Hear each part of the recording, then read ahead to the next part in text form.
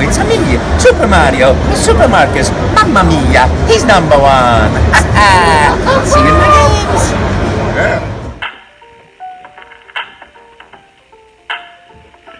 What up, people? MarsX79 here. First of all, let me start out by saying, so out of the thousands upon thousands of Game of the Year videos that is on the interweb, you chose to click on mine, which means you must somewhat value my opinion. And for that, I say thank you. So, 2018 in gaming, man.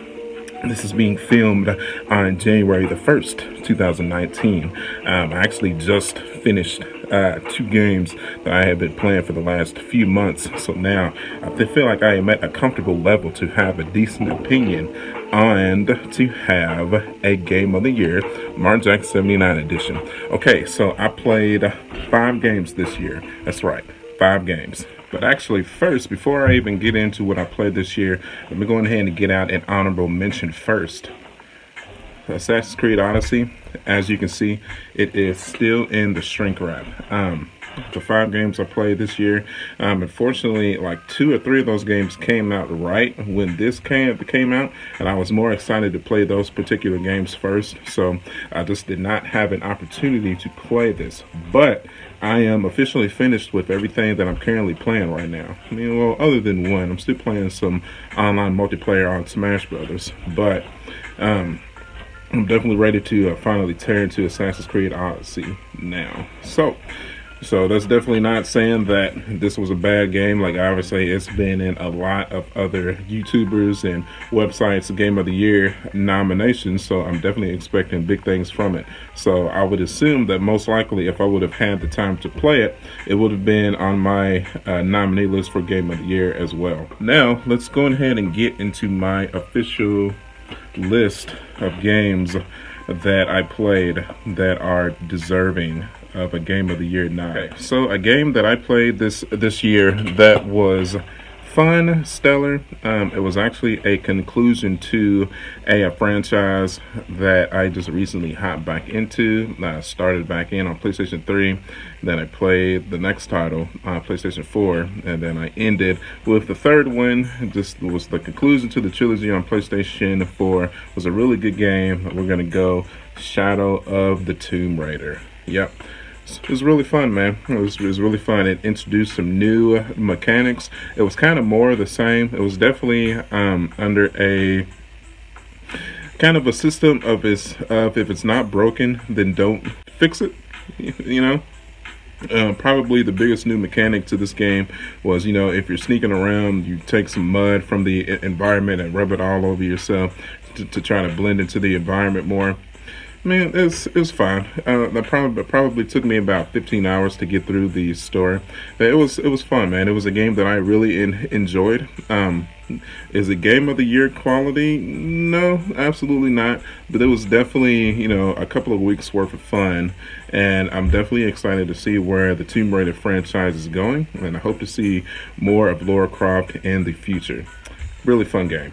Okay, now next on our list should be no surprise to anybody. Actually, it might be a bit of a surprise to some of y'all that it's not a little bit higher. I am a diehard Dragon Ball Z fan, if you know. If you follow my channel at all, you absolutely know that, and that's why we are going to go Dragon Ball Fighter Z as my probably my next favorite game that I played this year. It was awesome, man. It was like they kind of took the formula of Dragon Ball and integrated like a Street Fighter, kind of like a Marvel vs. Capcom style into the Dragon Ball Z Super universe. And it was fun, man. It was tons of DBZ characters to choose from like Goku, Vegeta, Krillin, even Yamcha and Tien and Boo and Frieza and Cell. Pretty much all of the major favorites made it into this game, and it was really fun, man. You know, I definitely played through the story. That probably took me about 15, 20 hours or so. I don't even think it was that long. It was probably about 12 hours, maybe at the most. And it was great, man. So basically, it introduced a new character, Android 21, and she was like creating a whole bunch of clones from all the DBZ characters in the anime. You know, they had to go around the world and defeat the clones and defeat Android 21, and it was a really stellar game. And it had some really cool, good fighting mechanics. It kept me engrossed. It never really got boring. Because some of those fighting games, once you get like your best character or your favorite, you learn that one combo or whatever, and it's pretty much, it kind of gets stale. And I feel like that didn't really happen with this title here. I had a few favorite characters that I like to go back and forth between. I think my main in this ended up being Trunks, and I played a lot with SS Blue Goku too. So I hopped online after I got done with the story and played a bit on there too. I was okay. I was probably around the 50% range. I wasn't like crazy good, but I wasn't crazy bad either. I probably won about half of the fights that I entered into online. So it was a great game, man. I've kind of put it down for now. Haven't really touched it in a few months. And I didn't really touch any of the DLC that came out for it too. Once I got through the story and I played a little bit of online, I was pretty much done. So the replayability value of the game is pretty high, I'm sure. But if you're a gamer like me, where you got to move on to experience other titles that came out throughout the year,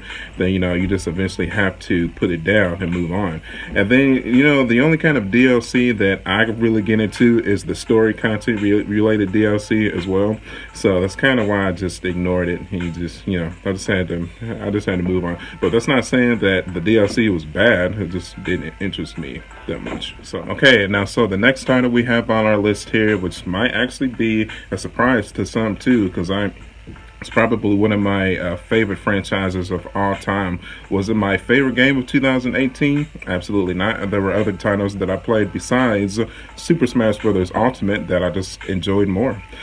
No, that's definitely not taking anything away from Super Smash Bros. Ultimate. I actually literally just finished the adventure mode, the World of Light, the other day. So, I finally felt compelled to give it a go and talk about it a little bit. So this is kind of like my review / just game of the year finishing speech for Super Smash Bros. Ultimate. It was great, man. It was really, really good. The inclusion of all the past characters from the past Smash Bros. Games was absolutely...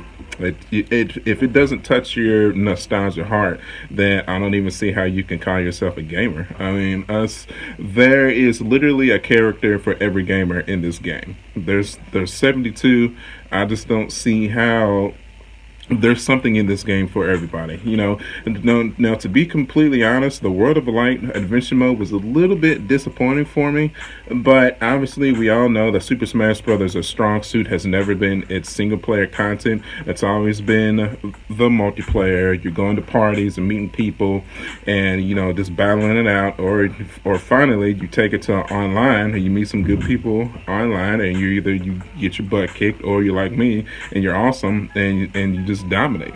I'm kidding, dude. I'm kidding. But and that's not to say that I'm not the best Smash Brothers player in the world, but I don't suck either. So let's just leave it at that.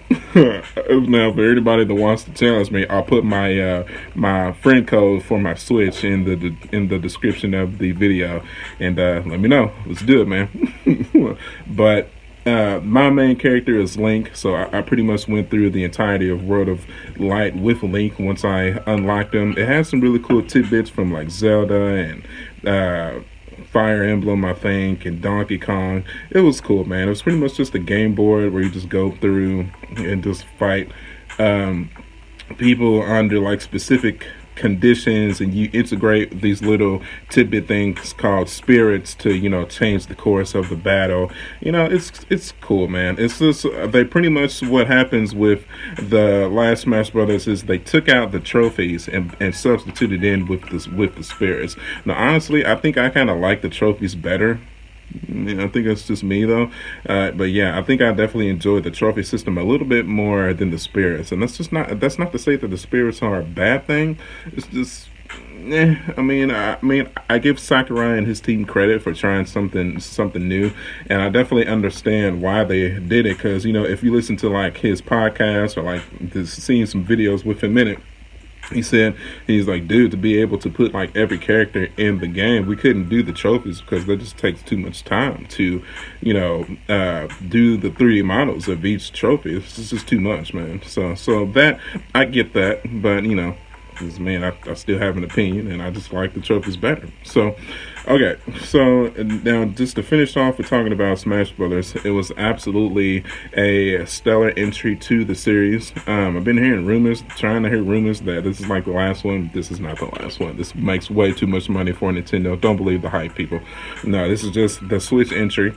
And I'm sure when the Nintendo comes up with another console, you're going to see another Smash Brothers. So we probably won't see every character again. That was probably just a one-time deal for this. So I'm definitely happy to add this to my collection of my gaming museum. And I love Smash Brothers, and we will leave it at that. Okay, so now we're getting into the top 3, and this is probably where it's going to get a bit controversial for a lot of people. Now, the top 3 in my gaming gear for 2018, it's my opinion, man, and that's not saying that this game sucked or this game was better. Well, actually, I am saying that I enjoyed the other games more than this game that I'm about to show you. And that's not saying that this game was bad. I just enjoyed the other 2 games more than I enjoyed this, and that is Red Dead Redemption 2. Yeah, it's number 3, man.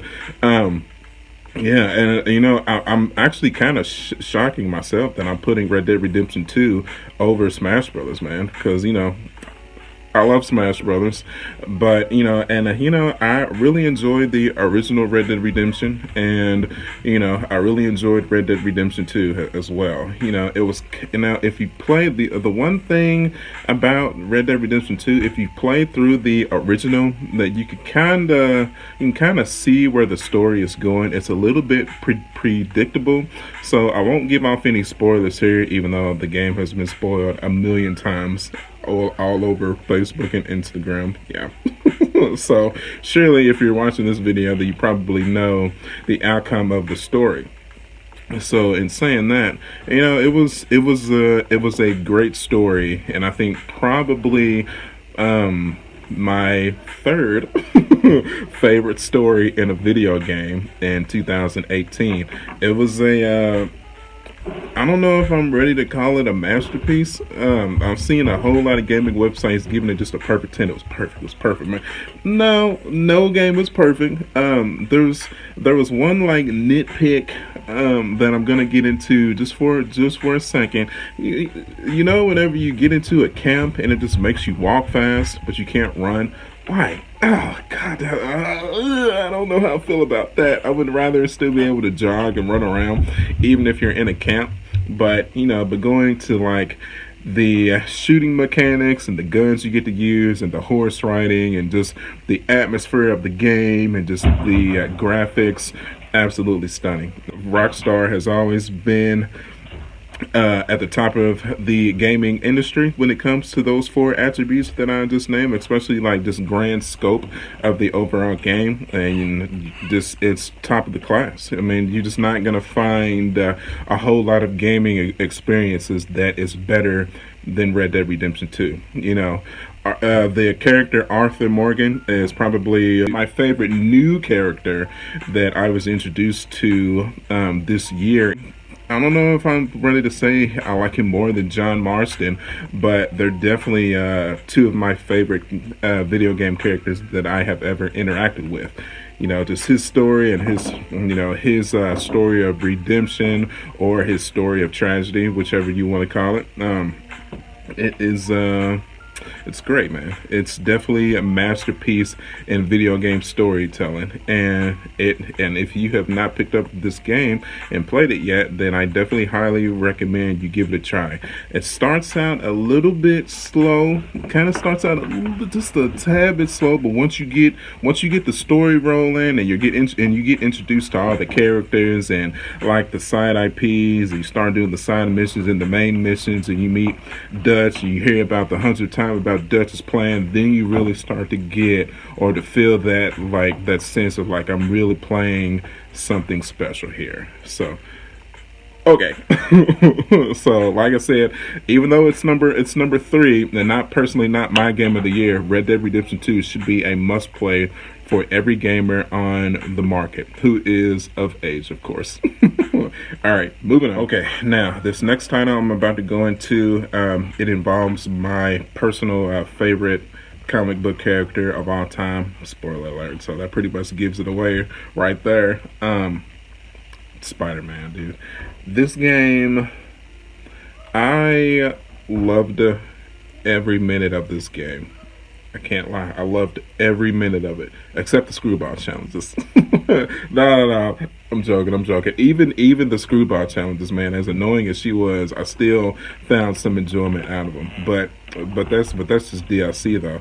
Now, if we're talking about the main, just the main story in the main game, I'm gonna start some controversy here, man. This, in my opinion, is the best comic book character video game of all time.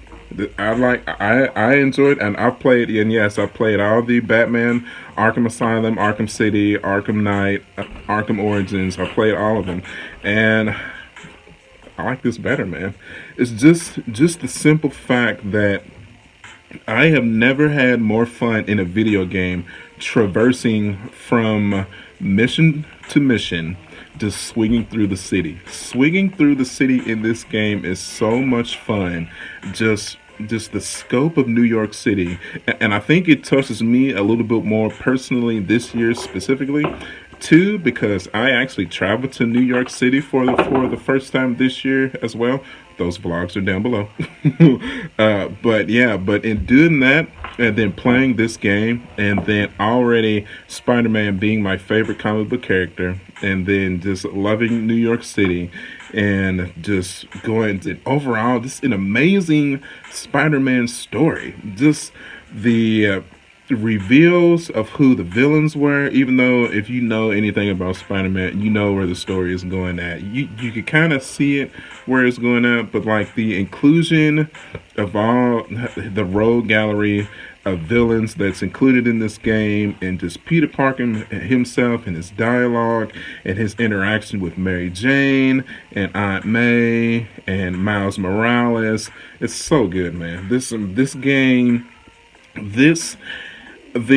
then it should be obvious what my game of the year is at this point, but because this, I went back and forth between this and my game of the year so much that I almost wanted to call it a tie, because I almost enjoyed them, about the same amount though. I love them both so much. Like I cannot express how excited I am to see the sequel to this. Please, Insomniac Games, don't make us wait forever, because you got a ringer right here. You've got a ringer. I'm sorry, Batman fans. I don't mean to make any of y'all mad, but dude, in my humble opinion, this is the best comic book game of all time. This, from the swinging to the combat to the mission structure to the challenges to just doing the base battles and just the dodging system and all of the mechanics that is integrated into the game, and all the different suits. So pretty much every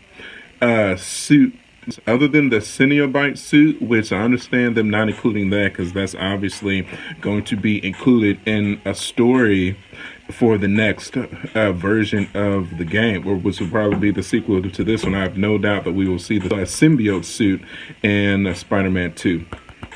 So, but yeah, man, pretty much just the nods to all of the old school, the Spider-Man, the Sam Raimi suit, the Spider-Man Homecoming suit, the Tom Holland suit, even the Spider-Verse and the Spider-Man into the Spider-Verse suit made it into the game. It was so good, man. I cannot rave this game enough. If you own the PlayStation 4 and you are any type of a comic book fan, just a fan of superheroes, a fan of open world games, you are doing yourself a disservice if you have not experienced this game yet. This is my second favorite experience of 2018. I cannot praise it enough.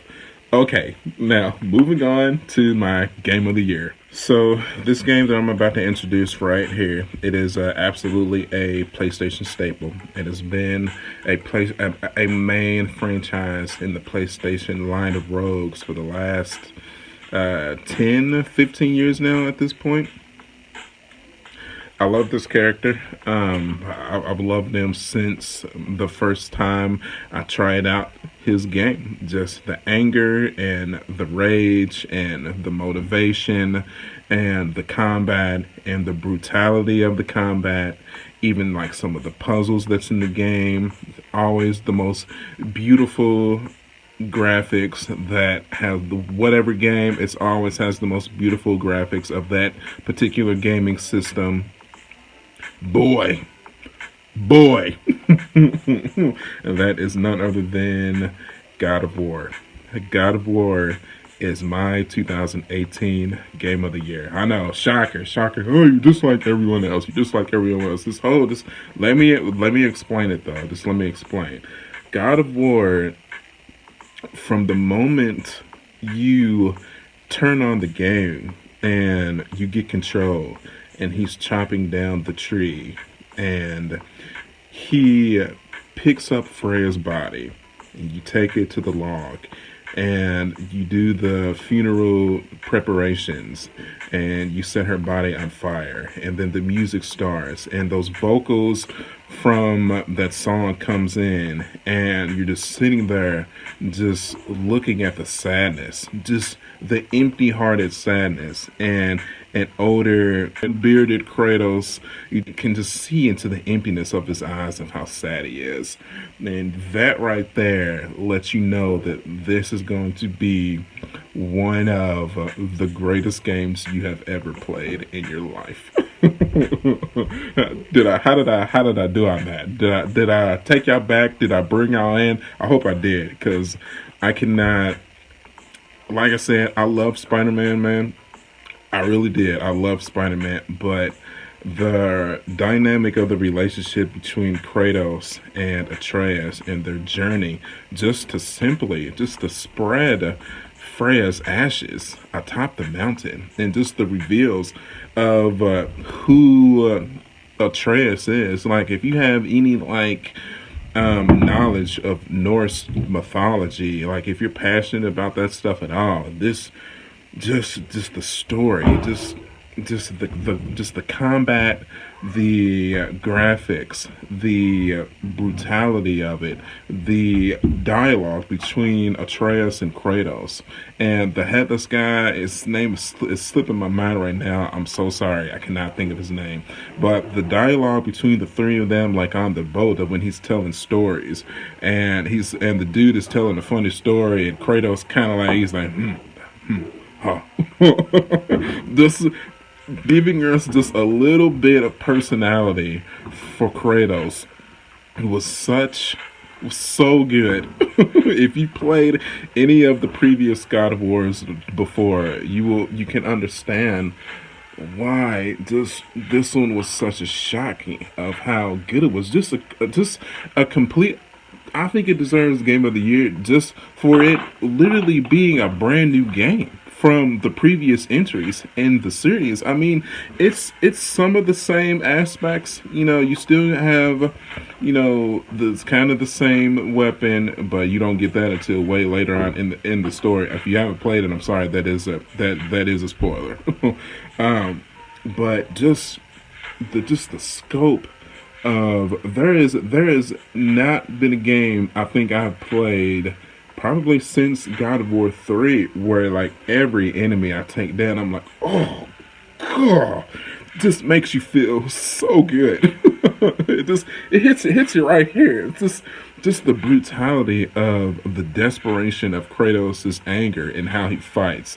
Just and then you have to give credit to the voice actors and the motion capture actors too, just how they were able to portray in such a realistic aspect of just of how deep this game is, man. It's so good. I will not call this game perfect though. There was one fetch quest mission that kept me from getting the platinum, and that was killing all of Odin's ravens. I think I got to like, I don't know, 30 or 40. I was like, I'm going to stop doing this right now because I feel like trying to finish this side mission is going to ruin the game for me. Now, I did beat, like, that's literally the only thing in the game that I did not do. Now, I did defeat all the Valkyries, and I did, like, just saying that I defeated all the Valkyries, pretty much to let you know that I pretty much did everything in the game other than kill all the ravens. And I loved it, man. I loved it. Defeating the Valkyrie Queen, which, spoiler, is not the final boss in the game. It's probably, you could say it's the final secret boss, but not the final story boss, though. But fighting the Valkyrie Queen was the most challenging challenge that I have done in a video game in easily the last 10 years. Tops. But defeating her was so rewarding. I cannot even explain how rewarding defeating her was. And just the reveal of the final boss character and the reveal of some other characters and who they really were. Because man, if you play this story like blind, or like if you don't like ruin it for yourself on the internet, the story is so good. It's so good, man. I promise. That if you haven't played this game yet and you don't know the story, just do yourself a favor. Just get on Amazon, go to Target or Walmart. I think this is only like $30 right now too. You are missing out on 2018's Game of the Year if you have not played this yet. I promise, man. I promise. It's so good. And with that, ladies and gentlemen, we end our Game of the Year discussion. So again, it was between God of War, SpiderMan, Red Dead Redemption 2, Smash Brothers, Dragon Ball Z Fighters, and Tomb Raider. These were the games that I played this year, and I loved every one of them in their own right. But it was just definitely a few that stood tall among the rest. So, alright, man, I appreciate everybody watching. If you like the video, do me a favor and hit that like button. If you want to see more content from my channel, just do me a favor and hit that subscribe button. You follow me at youtube.com/marjack79, Facebook, Instagram, and Twitter. And as always, I'm going to go play Assassin's Creed. And I will see you guys on the next one. I'll catch you later.